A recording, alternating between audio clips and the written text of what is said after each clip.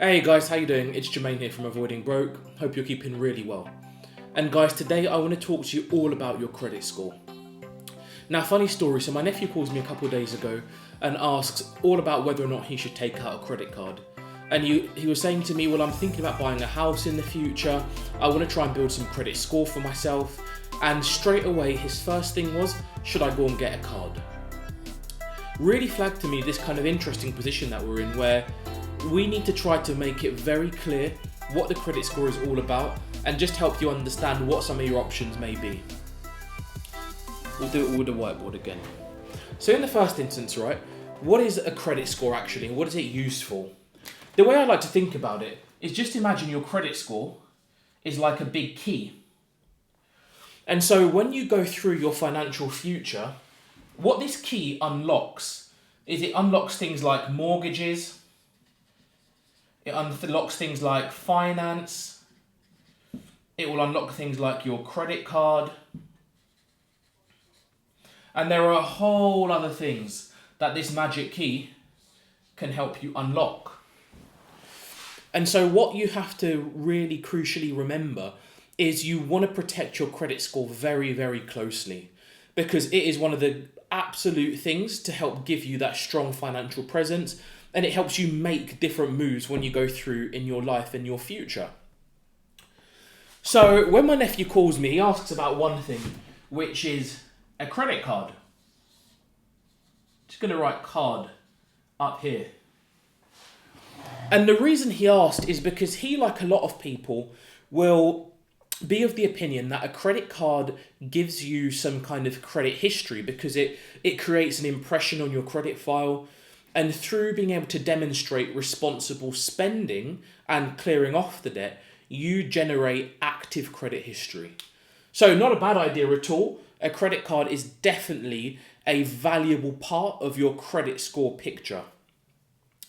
But let's look at some other things that are really important. Another thing is your credit history.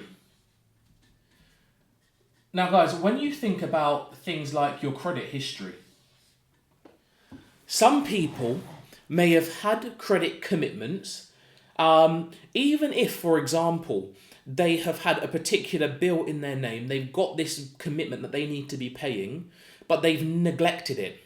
So on their credit file, they may show a history of defaults, or in the UK, we call them we also have CCJs, county court judgments. So those things, if they are on your credit file, they will go against you. So pay attention to your credit history.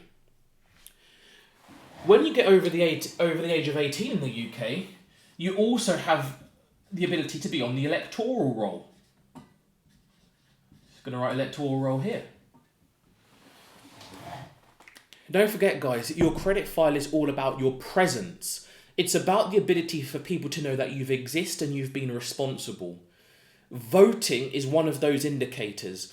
So when you're old enough, get on the electoral roll. And if you're in university, you should still be registered to vote in whatever you consider to be your address. That is going to help your credit file. Another thing to add then is how much credit you have available and are using. So let's just say you've made the play already and you've gone and got a couple of credit cards. One credit card gives you 10K's worth of available credit, and let's just say the other one gives you 10K, right? So you've got total of 20K. Well, if on that 20K, you're using 8K on each card, that means you are using a total of 80% of your available credit. We like to call that high utilization. If, on the other hand, on those two cards, you're only using 3K for various reasons on each card, will then have dropped down to 30%. And that is a lower utilization. So always be aware of not only having credit, but also of your credit utilization, because that is a great indicator of how responsible you are with credit and how much you can be trusted to go and get even more credit still. So guys, length of credit history is also still very relevant, right? So the length of your history. And this is a reason I think a lot of people like to get a credit card when they're 18. Because part of the argument is that if we can have a card for longer, we are demonstrating a longer length of credit history. That is a favourable thing. And in the main, that is definitely the case. It's always the case to also pay attention to these other factors that we're calling out here, because you can see that we're building this picture. Okay. Factor that not everybody thinks about until they get a refusal is also how much new credit you have. New credit is always really interesting. When you're a lender and you're looking at somebody and deciding whether or not to lend them any money, if you see they've got loads and loads and loads of new credit, you might start thinking to yourself, man, this person could have a bit of a credit problem here. And on paper, they start to look a little bit less attractive. So the amount of new credit is really relevant.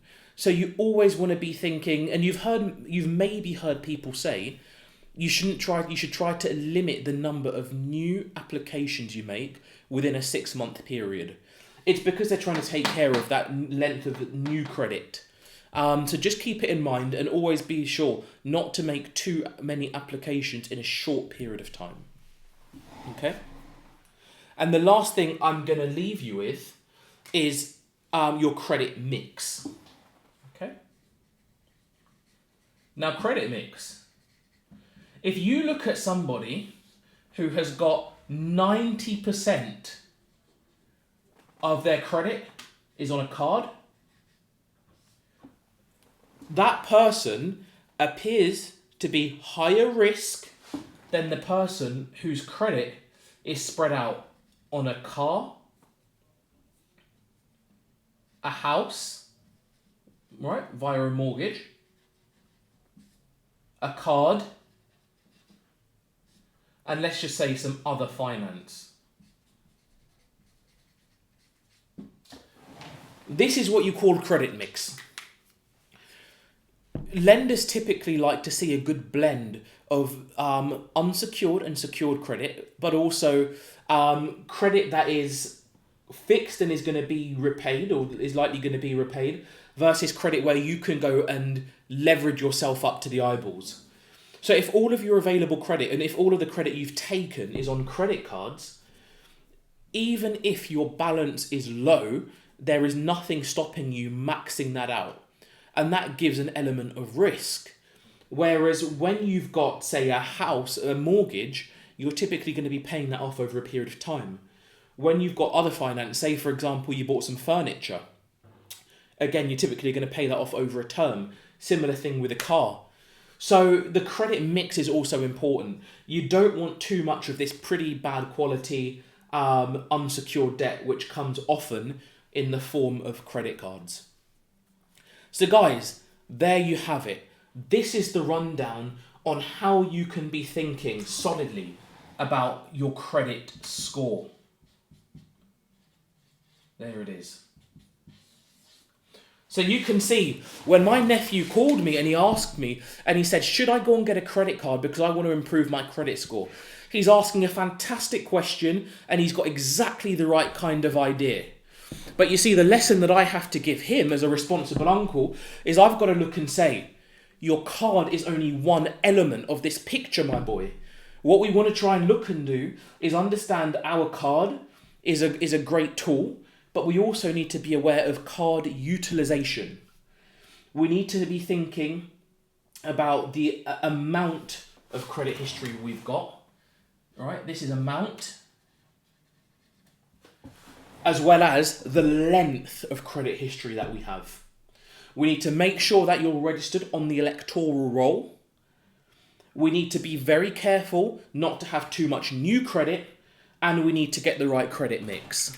And guys, I'm telling you, if you put all these things together, and if you show this level of diligence and consideration when you're working with your credit score, you are going to give yourself a bangarang chance of having a fantastic credit score. And in the future, it's going to improve everything you do around trying to get this other finance that's going to help you out in life. So there you have it, guys. And if you've got any comments, questions, or any other suggestions, please leave them below and we're going to get back to you straight away. I've loved doing it, guys. Hopefully you've taken value from this video. And if you have done, please give us a like, drop a subscribe, and leave your comments just down below. Thanks, guys. Bye-bye.